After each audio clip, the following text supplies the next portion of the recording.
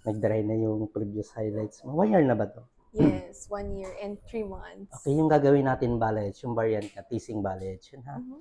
So it's mean may shadow roots na tayo dito sa top.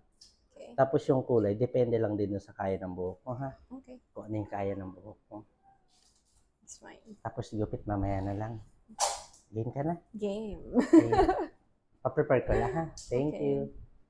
Gina. Oh, ang ganda. Yes. Thank you Ito so na siya. much. Ang ganda. Artista yan. Sino ka Diba? dyan? Sino ka dyan? Yan. Ganda. Yung manifest na nilagay ko. Thank Tapos yung kulay, halos malapit dun sa kulay yung gusto mo. Ano. you. Yes. Pushaw pa rin naman siya. Saka mag-fade to every time na winawash mo. Kumusta? Yeah. Love it. Thank you so much. Diba? Lalo kong gumanda. Side ka nga. Ayan. Thank May you. shadow root siya dito. Yun sinasabi ko sa'yo. Tapos yung manipis.